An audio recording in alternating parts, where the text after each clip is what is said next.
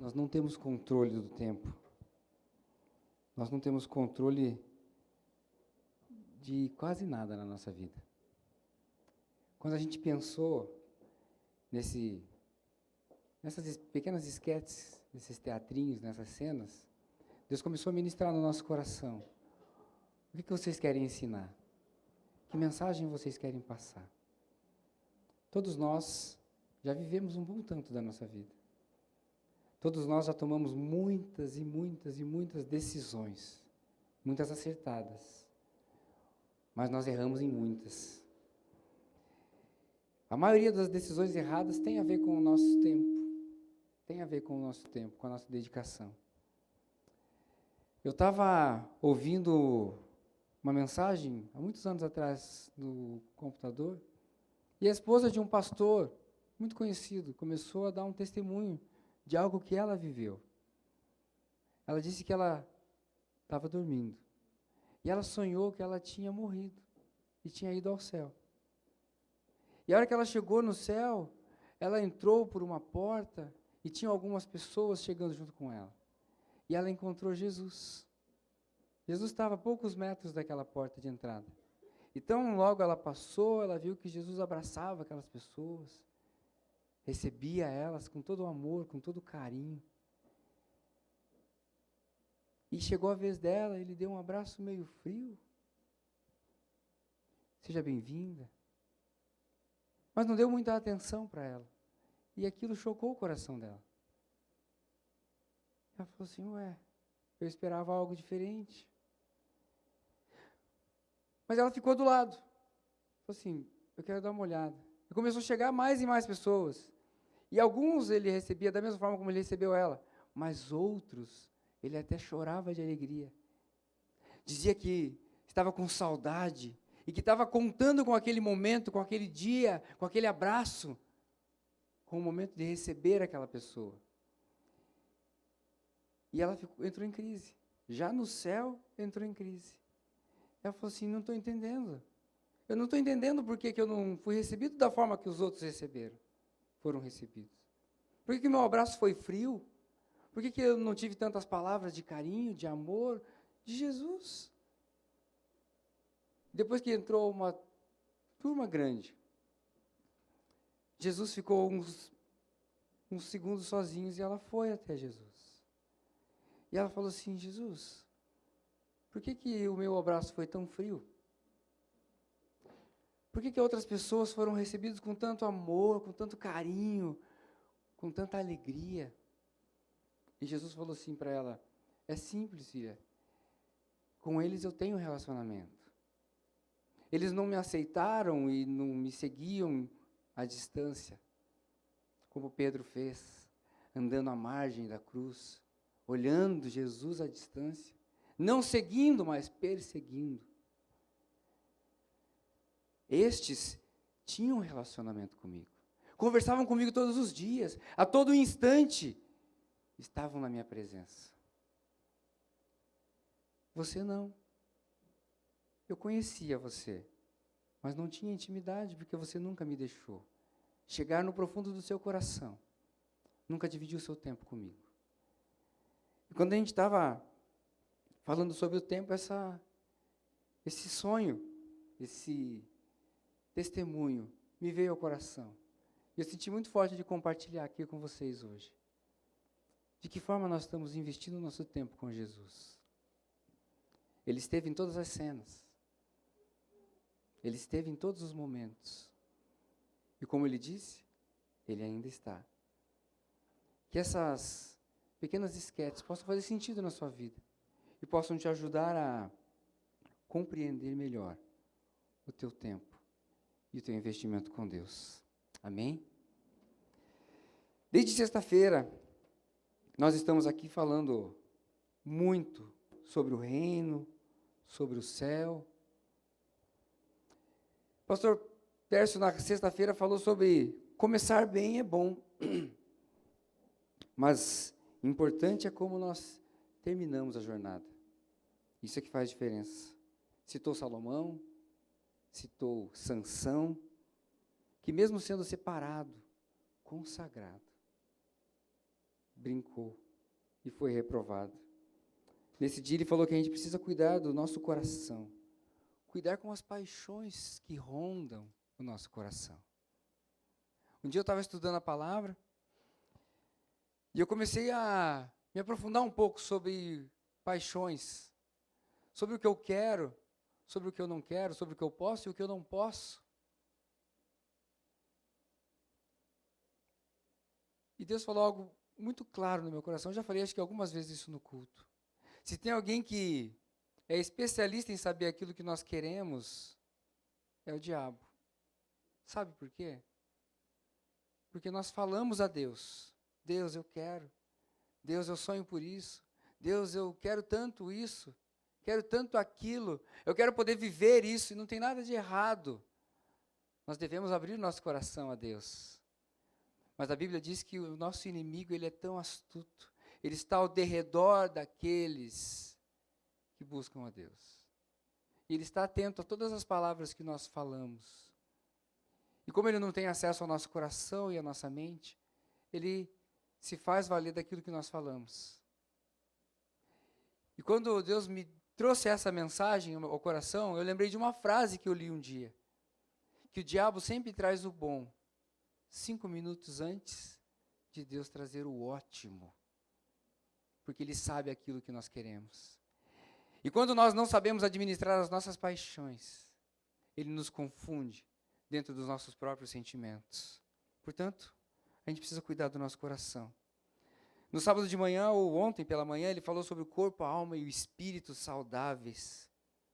E ele acabou direcionando para outro lado, mas trouxe uma palavra muito especial, dizendo que nós somos espíritos porque Deus habita em nós. E se Deus habita em nós, todo o amor que está dentro de nós é o amor que nós precisamos. Nós podemos exalar o bom perfume de Deus. Nós precisamos cuidar da nossa alma, para que não hajam dobras. E dobras são feridas, são marcas, são dores que impedem o fluir da água de Deus, a água de Jesus. Falou que uma decisão muda tudo, dando o exemplo do primo.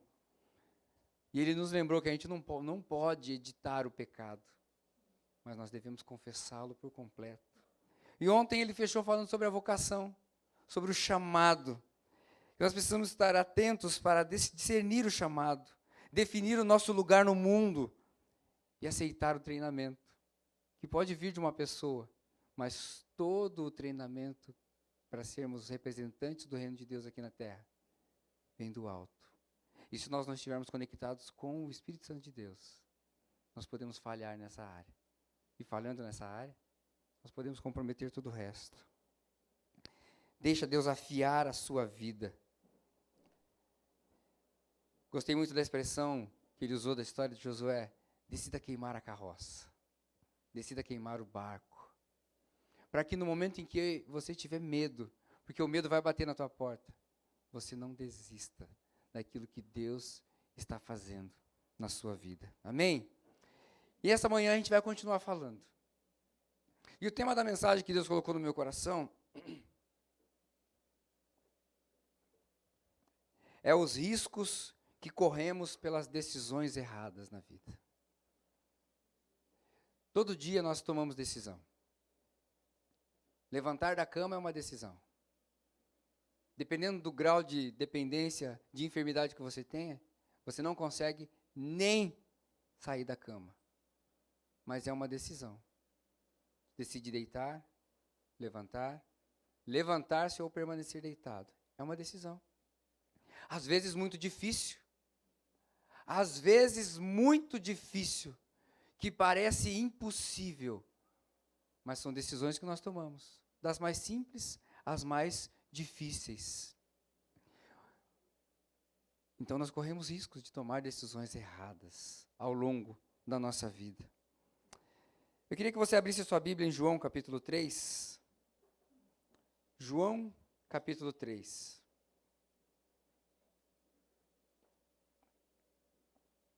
Muitos de vocês devem estar se perguntando, isso aqui não estava ontem. Para que será que é isso? Foi algo simples que Deus ministrou no nosso coração. E o nosso desejo é que essa mesma simplicidade invada a sua vida e o seu coração. e você possa desfrutar de tudo que Deus ainda vai derramar sobre a sua vida. Amém? João capítulo 3.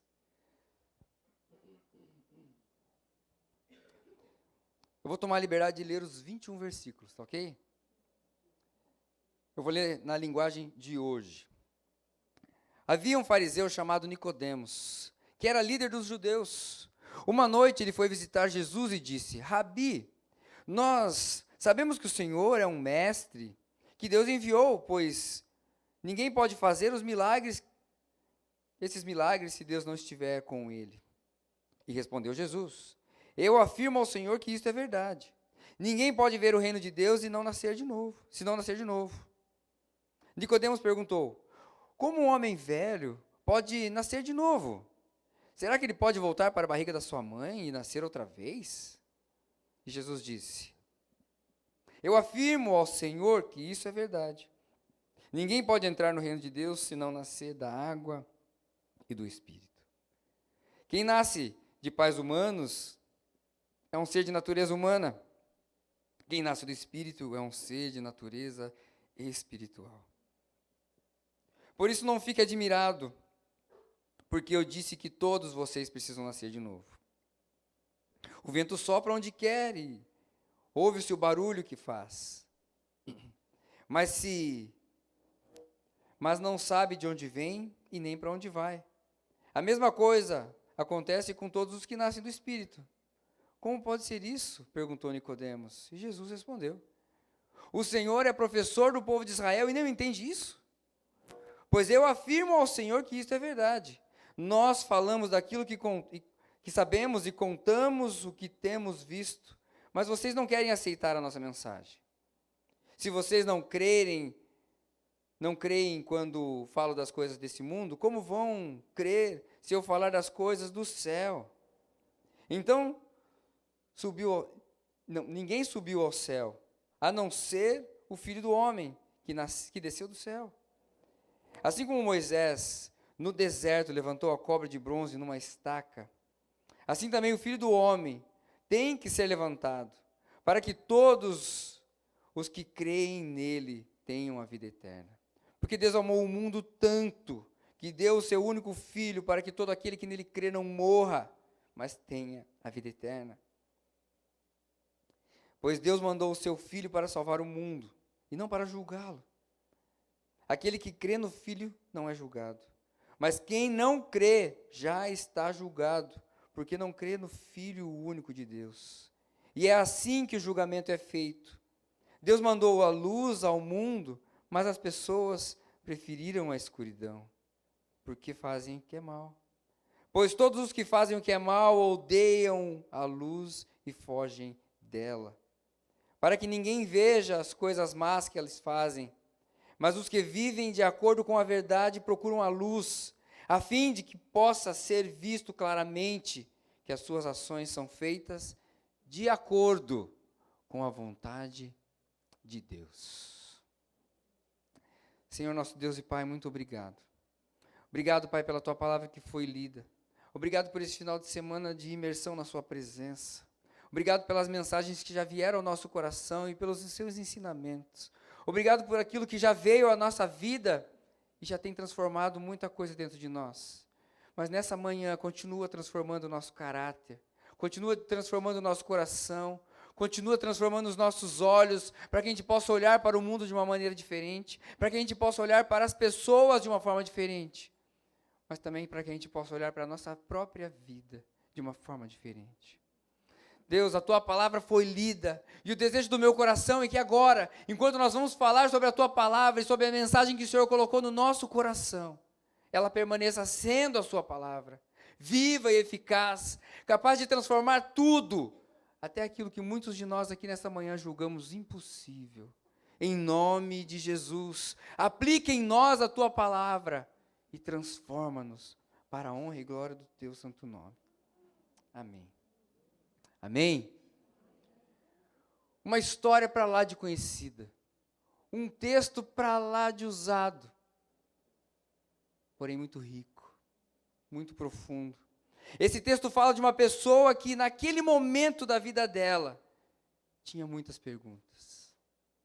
naquele momento da vida dela, tinha muitas dúvidas, muitas interrogações, mas que tinha o anseio de querer entender como ele podia redirecionar a sua vida. Caso contrário, ele não tinha procurado o mestre. Ele tinha um interesse, ele queria saber, mestre, o que eu faço? Mestre, eu preciso redirecionar a minha vida, para onde que eu vou? Será que tudo que eu fiz até aqui teve alguma valia? Não teve? Qual que é o meu destino? E Jesus é claro com ele. Se não nascer de novo, conhecimento não é o suficiente, você precisa ter o Espírito Santo dentro de você. Se você quer ser uma pessoa espiritual, como nós ouvimos, algo precisa habitar dentro do seu coração. E não é só o conhecimento. O conhecimento por si só não faz nada.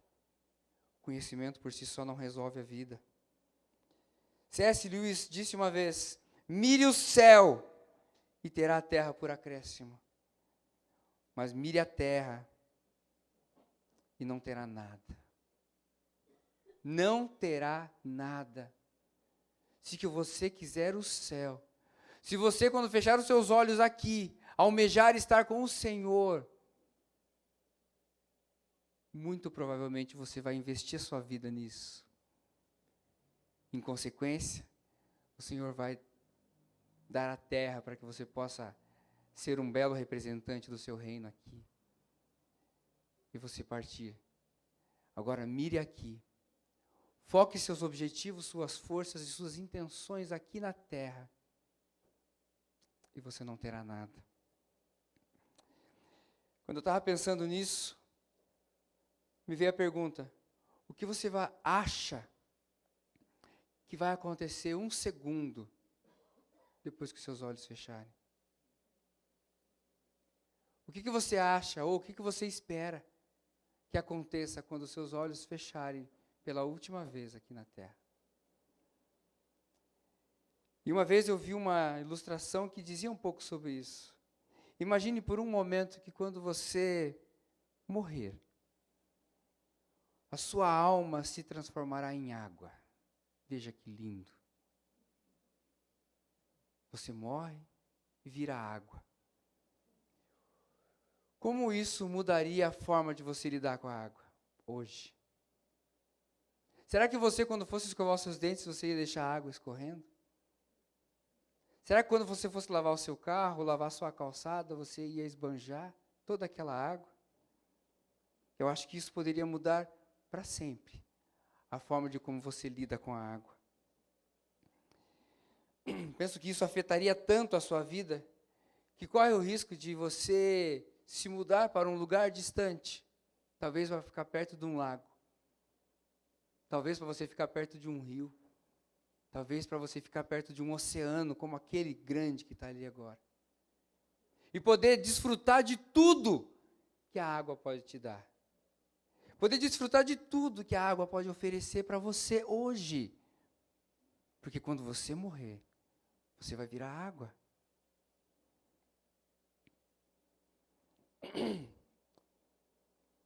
Talvez você ficasse tão imerso na água que não quisesse nunca mais pisar na terra.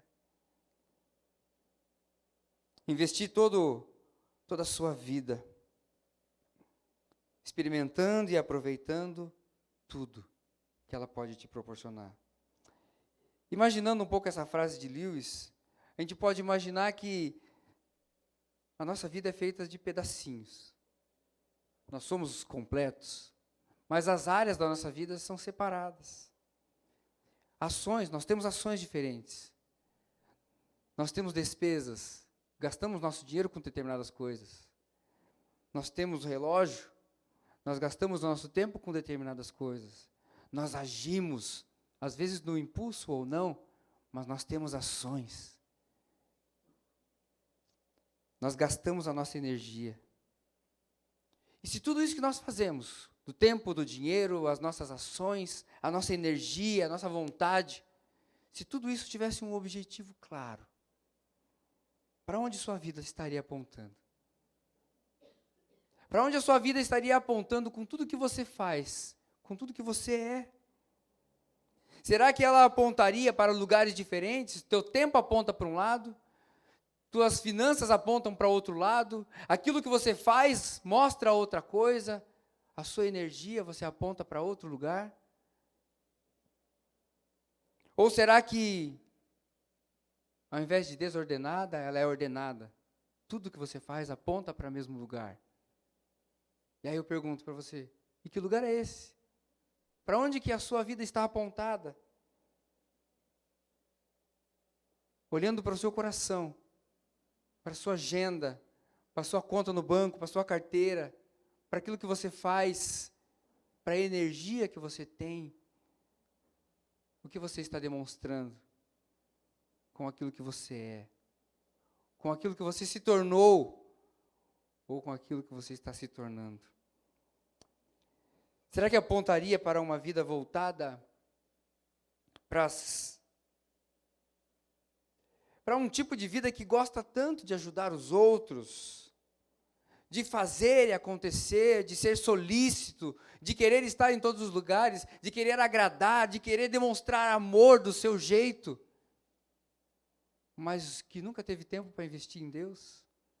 Que nunca teve tempo para buscar relacionamento com Deus?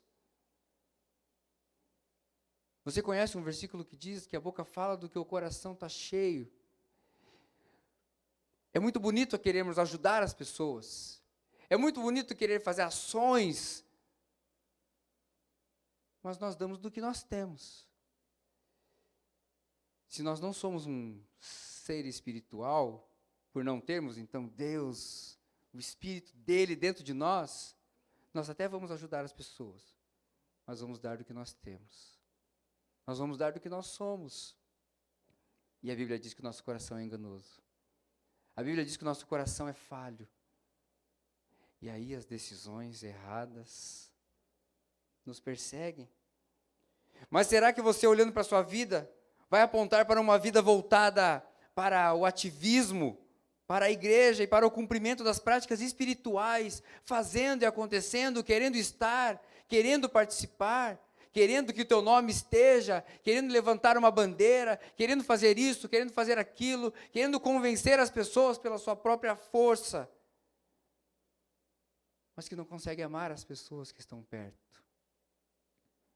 Dois extremos. Nós precisamos ter o equilíbrio. Para onde que a sua vida está apontando? Quem olha para você vê o quê? Se interessa pelo que você faz? As suas decisões estão levando pessoas para o lugar certo? Ou as suas decisões estão levando as pessoas para os lugares errados, das decisões erradas que você tomou? Queria que você fizesse a seguinte oração nesse tempo. Repita comigo: Deus, me mostre as áreas da minha vida que estão voltadas para a direção errada.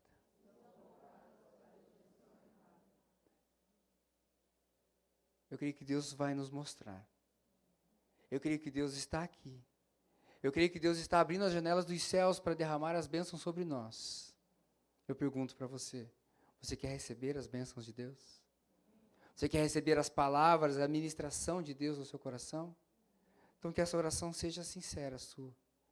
Deus, nos ajude a enxergar na nossa vida aquilo que está me mostrando ou me levando pelas decisões erradas que eu já tomei e que eu tenho tomado. Oswald Chambers disse certa vez assim: as escolhas humanas são feitas no meio do caminho. O início e o fim pertencem a Deus. Deus ordena o nascimento e a morte, conforme diz Salmo 139. Ele sabe o dia que nós nascemos, e Ele sabe o dia que nós vamos partir. Mas no meio do caminho, o homem, a mulher, eu e você, construímos nossas angústias e nossas alegrias.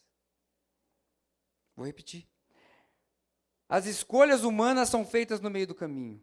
O início e o fim pertencem a Deus. Deus ordena o nascimento e a morte.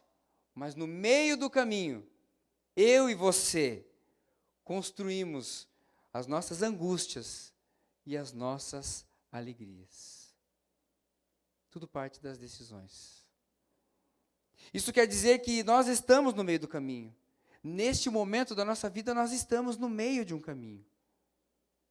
Nós não sabemos o dia que nós vamos partir. Nós não temos controle disso. Esse relógio não está nas nossas mãos. Nós não temos esse controle. Nós estamos tomando decisões que podem nos trazer alegrias. Mas nós estamos tomando decisões que podem trazer profunda angústia para a nossa vida. Isso não vale a pena, não vale apenas para hoje ou para amanhã, mas nós precisamos olhar muito mais longe. As decisões que nós tomamos hoje podem afetar a nossa eternidade. Não tem a ver só com hoje, não tem a ver com amanhã que você vai estar no teu trabalho, retomando a sua vida normal, em Curitiba, ou seja, a cidade que você veio, mas ela pode implicar na sua eternidade, pode implicar na nossa eternidade, pode levar a gente ao céu, mas pode levar a gente ao inferno. Quais as decisões que você tem tomado? Temos falado o tempo todo de viver cumprindo a vontade do Pai, sendo bons representantes da santidade de Deus aqui na terra, sendo bons representantes da natureza divina por onde nós andamos aqui na terra, assim como já existe no céu, sendo testemunhas fiéis do reino de Deus por onde nós vamos, por onde nós andamos. Mas para isso, nós precisamos tomar decisões. E nós corremos o risco de sermos enganados em nossas próprias decisões, por causa daquilo que eu falei no começo. Porque nós podemos ser enganados nas nossas próprias paixões. Nós podemos ser enganados nas nossas próprias fraquezas e os nossos próprios desejos. Os nossos sonhos podem nos enganar se nós não estivermos conectados com Deus. Porque o inimigo pode vir com uma carta surpresa. E dar o bom para você. Olha que Jesus está vindo com o ótimo. Entregar o paliativo na nossa mão, quando Deus está vindo com o definitivo. Com aquilo que vai nos levar à eternidade com segurança. Com aquilo que vai nos fazer entrar à porta do céu e sermos recebidos com um belo abraço. Talvez até com um choro de alegria. Filho, como eu estava esperando por você. Filha, como eu estava aguardando por esse momento. Mas quais são os riscos que corremos pelas decisões erradas, caso eu não queira viver a vontade de Deus aqui na terra? Quais os riscos? Nesta manhã eu quero falar sobre 2 riscos com você. O primeiro risco que eu corro de tomar decisões erradas, não querendo viver a completa vontade de Deus na minha vida, é que eu posso acabar me contentando com um pedaço do céu. Sabe o que é um pedaço do céu? Você já teve a sensação de estar num lugar que você falou assim, eu estou no céu. Esse bolo é um céu. Você conhece essa expressão? Todo mundo já falou. Essa noite Deus mudou algumas coisas nessa mensagem. Eu fiquei até a metade da vigília, acho que foi até a metade, eu não sei. E Deus começou a queimar umas coisas no meu coração e eu fui para o quarto. Fiquei até a hora que eu consegui para terminar essa mensagem. E quando eu estava trabalhando esse texto, esse ponto da mensagem, eu me lembrei de uma frase que eu falei para o Nick, quando eu encontrei ele. Cadê o Nick? Está ali. Me apresentou a namorada dele. E aí eu falei para ela assim, você está com o Nick, então você está no céu. E sabe que a hora que eu falei estava trabalhando nesse texto, Deus me lembrou daquele momento que você me apresentou a ela, Nick. E eu quero aqui diante da igreja pedir perdão a vocês, porque às vezes a gente se engana. Não estou falando que o relacionamento é ruim, não é isso. Mas é que às vezes a gente a gente se comporta de uma maneira que a gente não deveria.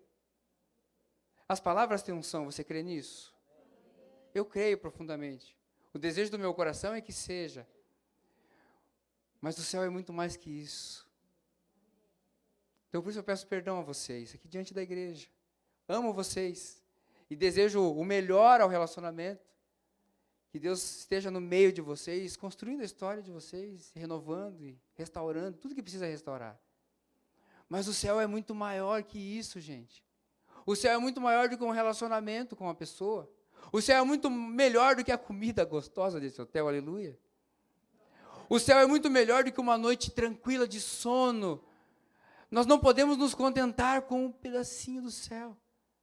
Nós precisamos almejar o céu inteiro. Nós somos filhos de Deus. Nós somos filhos de Deus. E o céu é o nosso lugar. Nicodemos, nesse momento da vida dele, estava tranquilo, achando que tudo que tinha conquistado até aquele momento lhe garantia, se não o céu, pelo menos um pedaço dele. Ele tinha conhecimento, ele conhecia as leis, ele tinha estudado, ele era um homem destacado no meio do povo. Ele tinha a garantia de que ele estaria lá. E se baseava em tudo que ele tinha construído. Mas sabe de uma coisa? Ele não conhecia verdadeiramente Deus até aquele momento. Ele não conhecia a verdade. Ele não sabia que ele tinha investido numa parte. Ele não sabia que ele estava olhando para um pedaço do céu, perdendo todo o resto. Ele precisava conhecer a Deus. E Jesus vai dizer em Mateus, capítulo 6, do versículo 20 ao 21, logo depois que ele ensina os discípulos a orar, fazer a oração do Pai Nosso, ele começa a ensinar outras coisas, Sermão da Montanha, e os ensinamentos de Jesus não são rasos, ele vai na profundeza.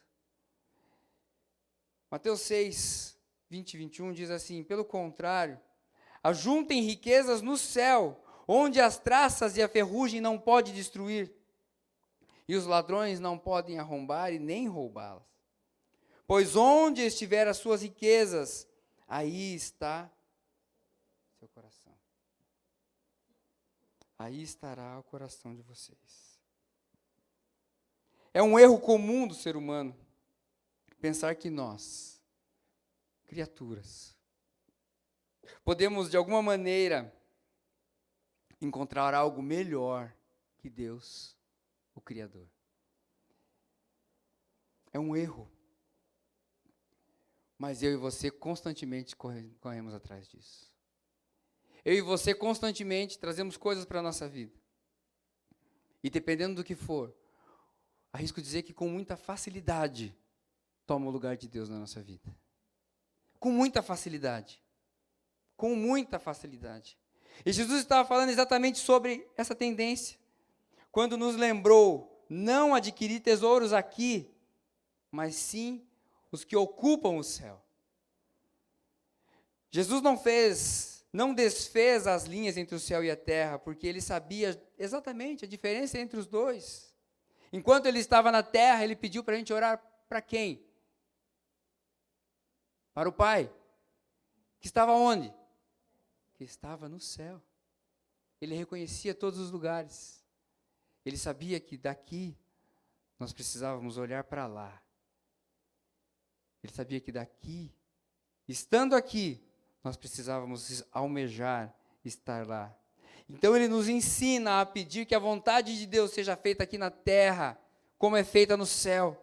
Ele reconhecia os dois separadamente, enquanto ao mesmo tempo ele confirmava que escolher o céu começa aqui na terra. E era isso que Jesus estava ensinando. Se você quer estar lá, você precisa tomar essa decisão aqui. Porque como eu disse no começo, um segundo depois que você fechar os seus olhos pela última vez, você já perdeu a oportunidade. O tempo de escolher é aqui. O tempo de escolher é agora. E ele não está falando de bens materiais, ele não está falando de dinheiro, não necessariamente, mas ele está falando de tudo aquilo que pode e que domina o nosso coração. Se o dinheiro te domina, então para você é o dinheiro. Se um relacionamento te domina, então é o relacionamento. Se o anseio por algo te domina, então é isso. Para onde a sua vida está apontando? Aquela pessoa que olha para você está vendo o quê? Não podemos ser reféns das coisas, das pessoas, das circunstâncias. O nosso coração precisa ser morada do Senhor. Precisa ser um lugar onde Ele goste de estar. Precisa ser um lugar onde Ele queira estar.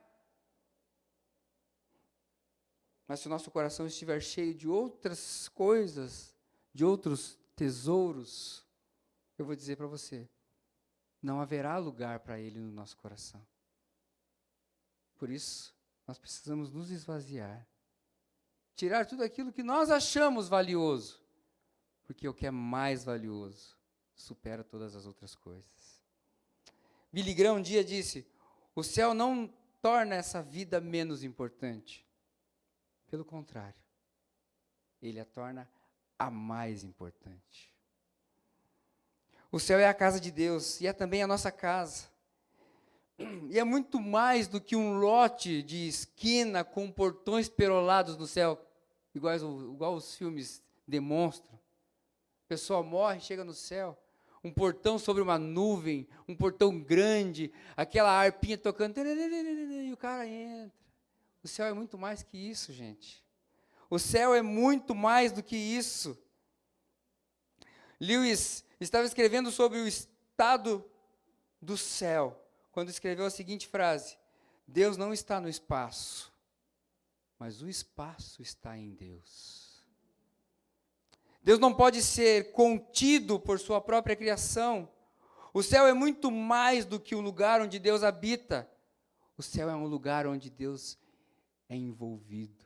Deus envolve o céu com seu calor e com sua maravilha. Deus não está no céu. O céu está em Deus. Você consegue compreender isso? Deus não cabe na criação dele. Mas tudo que ele cria está sobre ele, está nele. Ele está, ou ele é maior do que sua criação. Jesus nos lembra que ele foi preparar um lugar para nós. A palavra de Deus diz, eu vou, mas eu vou preparar um lugar para vocês. Na casa do meu Pai, há um lugar para você. O céu, além de ser o lugar onde Deus habita por todos os lugares, é um lugar onde tem um quarto para você. É um lugar onde tem um aposento para você. É um lugar que aguarda por você. Então deixa a imensidão da casa de Deus te lembrar o poder da oração do Pai Nosso.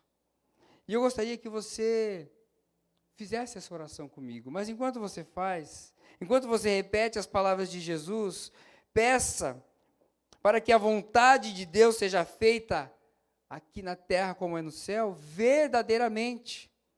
Mas pense sobre as coisas na sua vida que estão fora da harmonia de Deus. Na sua família, que estão fora da harmonia. No seu relacionamento, que está fora da harmonia. Você concorda de orar comigo? Oremos então. Pai nosso que estás nos céus, santificado seja o vosso nome, venha a nós o vosso reino, seja feita a vossa vontade, assim na terra como no céu. O pão nosso de cada dia nos dá hoje, perdoa os nossos pecados, assim como nós perdoamos a quem nos tem pedido, e não nos deixeis cair em tentação, mas livrai-nos do mal. O teu reino, o poder e a glória, para todos sempre. Amém. Então lembre de como o céu é. O céu ele é envolvido por Deus. Ele é envolvido.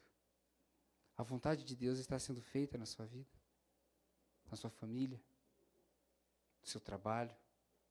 Como é o teu relacionamento com Deus? Deixe suas preocupações, suas dores, seus limites, tudo aquilo que tenta te limitar de ser envolvido pelo Pai que está no céu e que está esperando por você lá no céu. Mas além de nos enganar com um pedaço do céu, qual outro risco nós corremos pelas nossas decisões erradas? Decisão de não querer viver a completa vontade de Deus aqui na terra. Primeiro erro, de se contentar com um pedaço do céu. Segundo erro, de esquecer que existe entre o céu e a terra o inferno. As nossas decisões erradas podem nos levar para dois caminhos. Ou nós vamos para o céu, ou nós vamos para o inferno. James Packer disse certa vez que o inferno é um sinal do respeito de Deus, ou seja, é um sinal do respeito que Deus tem pelas escolhas humanas. Todos recebem o que de fato escolhem, seja estar na presença de Deus para sempre, adorando-o, ou estar sem Deus para sempre, adorando a si mesmo. Essa frase é forte, mas ela é muito verdadeira. O inferno é um sinal do respeito que Deus tem pelas decisões que você toma. Deus te respeita. Você tomou a decisão? Está tomado. Todos nós recebemos de fato aquilo que nós escolhemos, seja estar com Deus para sempre, adorando, ou estar sem Deus para sempre, adorando a nós mesmos. Há um cenário na Bíblia que é bem claro e muito específico: o inferno. Mas muitos de nós ficamos desconfortáveis em falar sobre esse assunto. Raramente você ouve alguém pregar sobre o inferno. Eu nunca falei. Estou falando a primeira vez. E já prego há um bom tempo. Mas eu senti muito forte de falar que entre o céu e a terra também existe o inferno. E se nós não vivermos aqui na terra o que é vivido no céu, se nós não buscarmos santidade com toda a nossa força, se nós não quisermos viver a paz que excede todo entendimento e que está por todo lugar no céu, se nós não vivermos a alegria de buscarmos a Deus, não entregarmos verdadeiramente a nossa vida nas mãos do Senhor,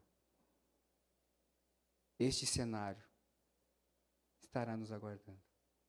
E são passos muito importantes para que a gente possa escolher um ou outro.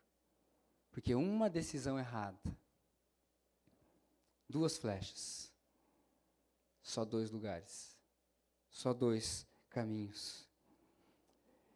Mas eu acho que muito do que deixa desconfortável para falar sobre o inferno é porque não só não sabemos muito sobre isso, sobre o inferno, mas também porque nós caímos numa pergunta que às vezes choca o nosso coração e aqui tem pessoas que eu atendo, já atendi muitos de vocês no gabinete, e algumas vezes eu escuto essa pergunta: por que um Deus amoroso pode permitir que as pessoas vão para o inferno? Alguém já fez essa pergunta para você? Por que um Deus amoroso, como é o nosso Deus, pode permitir que alguém vá para o inferno? E aí, eu escrevi da seguinte forma: Deus não criou o livre-arbítrio para depois nos forçar a escolher a Ele. Porque se isso acontecesse, isso excluiria a realidade da nossa escolha. Então Deus respeita. Ele criou o livre-arbítrio e entregou na nossa mão. Agora escolha, filho. Mas Ele não pode nos obrigar a tomar as decisões, porque isso ia excluir a realidade da escolha. Mas também, Deus não criou a escolha e eliminou as suas consequências. Não. Porque se isso Ele fizesse, seria como retirar a validade da escolha que nós fizemos e que Ele nos permitiu. Mas também, Deus não criou a escolha e então falhou em nos mostrar o resultado. Filho, não vá por aí porque vai acontecer isso. Não, Ele não falhou, porque isso tiraria a transparência da escolha que eu e você temos. Então, Deus, em sua bondade, nos deu escolhas. Nos mostrou aonde cada escolha pode nos levar. Nos permitiu escolher um caminho. Nos permitiu escolher um caminho. E então nos permitiu andar pelo caminho que a gente escolheu. E aí eu preciso dizer para você que então o inferno é o fim de uma longa estrada de alguém que escolheu viver sem Deus. Este é o inferno. Então o inferno é o resultado da decisão amorosa de um Deus que não te força a escolher por Ele. A decisão é minha. A decisão é sua. A vida e a morte e a ressurreição de Jesus nos fornecem um caminho para qualquer um de nós escolhermos vida com Deus. A vida, a morte e a ressurreição de Deus fornece a mim e a você a oportunidade de escolhermos a vida eterna e morar no céu junto com Ele. Basicamente, Jesus veio para derrotar o poder da morte, para derrotar o poder do inferno sobre a sua vida, sobre a minha vida, sobre a nossa vida. Jesus, ensinando sobre os perigos do pecado, chamou o inferno de um lugar onde as larvas nunca morrem. Eu tinha separado vários textos para falar sobre como Jesus se refere e fala sobre o inferno, só que eu achei que ia ficar muito grande. Separei só um texto aqui, de Marcos 9, 43 e 44, que diz assim: se uma das suas mãos faz com que você peque, corte-a fora. Pois é melhor você entrar na vida eterna com uma só mão, do que ter as duas e ir para o inferno, onde o fogo nunca se apaga. E ele acrescenta: ali os vermes que devoram não morrem, e o fogo nunca se apaga. Em outras palavras, ele está dizendo para mim e para você: o inferno consome os seus residentes por toda a eternidade. O inferno consome aqueles que lá estão por toda a eternidade. Então a gente pode dizer que esse é o prêmio que uma pessoa recebe em troca do esforço feito por satisfazer seus próprios desejos, suas próprias paixões, sem a graça de Deus. Tudo bem até aqui, gente? Vocês estão conseguindo entender a profundidade, a importância das decisões que nós tomamos? Para onde nós estamos indo? Um esforço por um desejo interminável de ser preenchido com o próprio vazio. É uma sede materializada, queimando para saciar a si mesma. Nós somos tomados pelos desejos do nosso coração.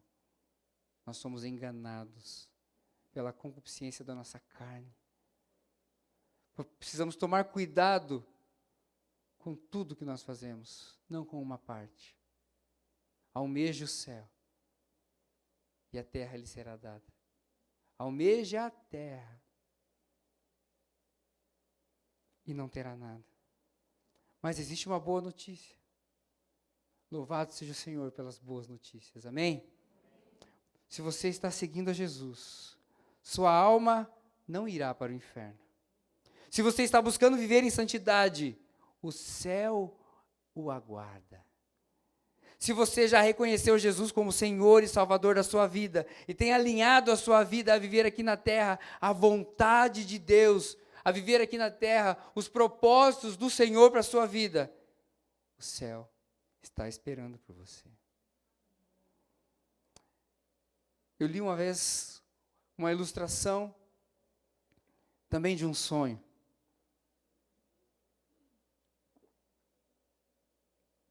Quando a gente estuda de madrugada, acho que Deus dá ilustrações de sonho para fazer de conta que a gente está dormindo. E eu li uma ilustração que dizia que John Wesley, grande avivalista, pregador da palavra, metodista, precursor dos metodistas na região dele, que eu não lembro que acho que Inglaterra, não lembro. Talvez você saiba mais que eu. Diz que ele estava dormindo e ele sonhou que ele estava parado na porta do inferno. E ele via muitas pessoas entrando. Muitas pessoas entrando. E ele então ficou curioso e ele identificou que aquele lugar era a porta do inferno. E ele chegou para aquela pessoa que estava ali recebendo, como se fosse uma espécie de um porteiro, recebendo as pessoas, não sei se com alegria ou não, mas os recebia. E ele perguntou para aquela pessoa, muitas pessoas entrando aqui, né? Ele falou, sim, a todo tempo. Me tire uma curiosidade, tem algum metodista aí? Ele falou, tem, bastante. Batista tem? Bastante, tem. Presbiteriano tem aí? Chegou algum? Chegou, aos montes também, bastante. Tá? Toda hora está chegando. Assembleano tem aí? Bastante. E aí ele ficou intrigado e ficou ali olhando aquelas pessoas entrarem, quando de repente ele foi transportado até a porta do céu. E ele reconheceu que era o céu. Outro clima, uma outra harmonia, tudo muito mais bonito, tudo gostoso. E ele viu que também tinha um grande fluxo, muita gente entrando. E ele chegou para a pessoa que estava na porta e disse, bom dia. Deve ser sempre dia, porque não deve escurecer, né? Então, bom dia. E aí ele falou assim, escuta, me tira aqui uma curiosidade. Tem metodista aí? Ele falou assim, metodista? Não, tem não. Batista tem aí? Não, Batista não veio nenhum. Presbiteriano, só para saber. Não vi nenhum também. Assembleano, será que veio por engano? Não, também não veio. Ele falou, do corintiano também não foi. Esse, nem por milagre. Mas... E aí ele falou assim, então, desculpa atrapalhar o trabalho do senhor, mas me tira aqui uma curiosidade, assim, quem está entrando aí? Ele falou assim, querido, aqui só entra os que nasceram de novo. Aqui só entra os que nasceram de novo. Não é a religião, não é a placa. Não há outra forma de chegar ao céu. O caminho é Jesus. E Jesus fala isso para Nicodemos. Querido, se você não nascer de novo, você pode ser quem você for, ter estudado o que você estudou, ter viajado o mundo, ter colhido isso e aquilo, plantado muita coisa. Porque a palavra de Deus diz que adianta o homem ganhar o mundo inteiro e perder a sua alma. Então aquele homem fala para ele, só estão entrando aqui aqueles que nasceram de novo. E era essa a mensagem que Jesus estava passando para Nicodemos. Nicodemos, se você não nascer de novo, se você não deixar o Espírito dominar o seu coração, e você se tornar então uma pessoa espiritual, sua decisão foi errada. Você se enganou a vida inteira. E enganou pessoas. Porque quando nós cremos tão profundamente numa coisa, nós levamos outras pessoas a crerem naquilo que nós falamos, a crerem naquilo que nós fazemos. E eu garanto que se você acreditasse que você viraria a água, você ia fazer com que as pessoas cuidassem melhor da água. Você ia fazer com que as pessoas não desperdiçassem mais a água. Mas você sabe que você não vai virar água.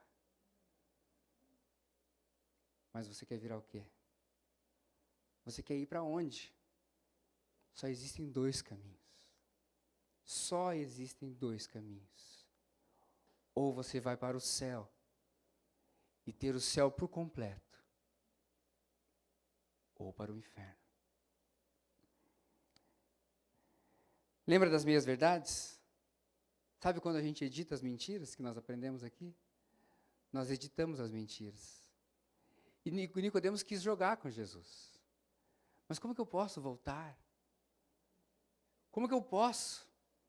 Eu vou matar a véia. Isso não é possível. Isso não é possível. E não é mesmo. Porque ele estava editando. Ele estava querendo que aquilo que Jesus estava falando para ele coubesse naquilo que ele queria acreditar. Ele estava editando a verdade. Ele estava editando. Não edite. Não edite. Não existem meias verdades. É isso que fazemos quando temos que tomar uma decisão que pode mudar a nossa vida para sempre. Decisões que pedem de nós um alto preço.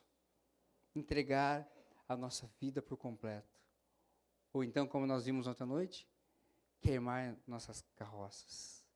Queimar os nossos barcos. Para que a gente não olhe para trás. Porque aquele que põe a mão do arado e olha para trás, a palavra de Deus diz que não é digno. Então queima. Larga tudo. Larga tudo. Como você vê o céu? Como você vê o céu? A gente está indo para o final. E eu queria que você meditasse alguns segundos sobre duas perguntas, ou uma pergunta um pouco grande, que eu vou fazer para você. A pergunta que eu fiz, então, foi: como você vê o céu? E agora eu te faço outra pergunta.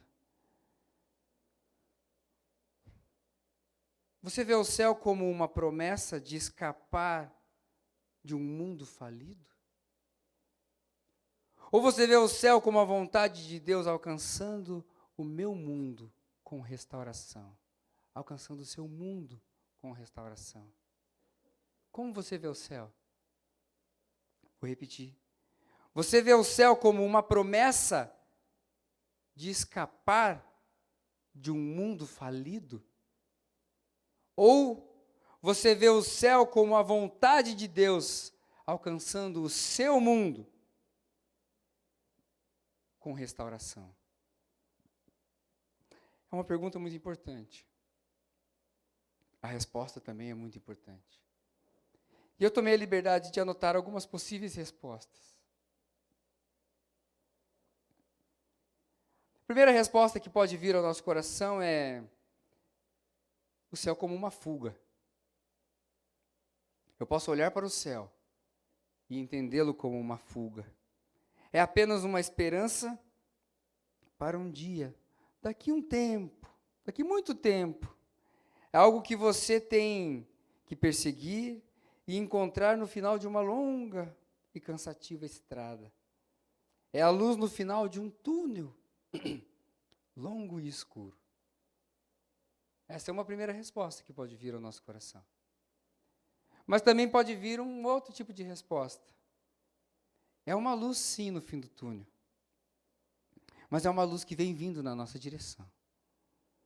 No nosso túnel, no seu túnel. Mudando aquilo que você vê. Conforme a luz vai entrando, vai clareando. Mudando como você vê. Mas mudando você. Porque aquela luz vai iluminando a sua vida e vai te mostrando e demonstrando as suas imperfeições. Mas ainda pensando na primeira resposta, esmiuçando ela um pouco, você pode imaginar que ela significa que então este mundo é um desperdício. Esse mundo está falido mesmo, então ele é um desperdício. trabalhando um pouco melhor a segunda resposta, talvez você diga que ele significa que Deus se importa tanto com este mundo, que Ele está disposto a restaurá-lo por completo. Enquanto um pode achar um desperdício, outro pode achar que Deus ama tanto. E Ele está tão interessado que Ele está disposto a recuperá-lo. Mas ainda, tirando uma última gotinha da primeira resposta, significa então que uma linda vida eterna começa quando eu e você morremos. Fechamos os olhos aqui e vamos ao céu. Mas, se a gente trabalhar melhor a segunda resposta, significa que a sua vida eterna, cheia de esperança e restauração, começa no dia em que você diz sim para Jesus, aqui na terra. O céu começa aqui. A terra não é falida, mas é um alvo do amor de Deus. Não é um desperdício. Pelo contrário, é um lugar onde Deus está investindo em nós para recuperar aqueles que estão à nossa volta. O céu não é um lugar que está aguardando a gente só quando a gente morrer. Não.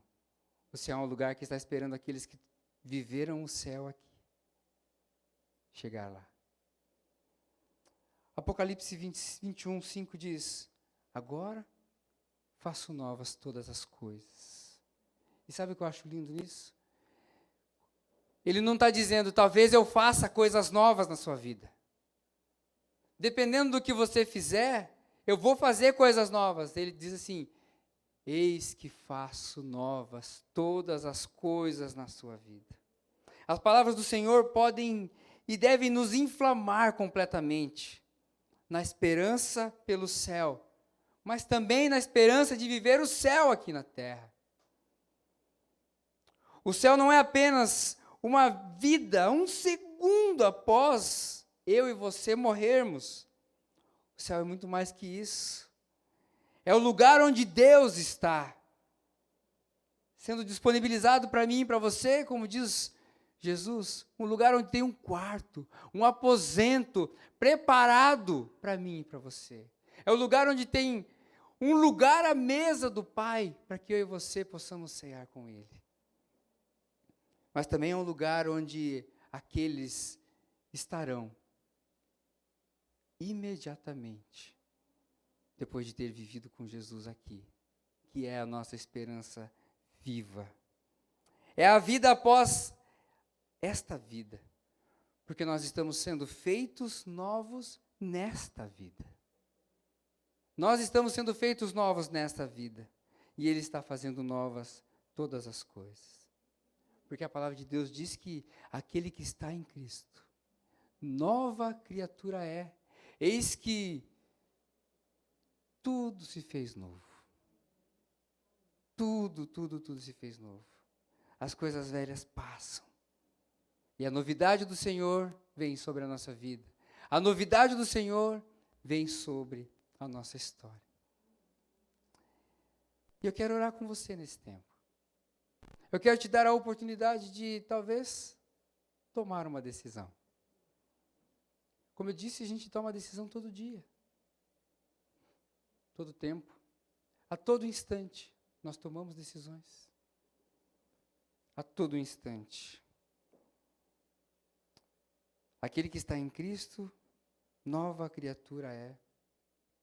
As coisas velhas passam e tudo se faz novo.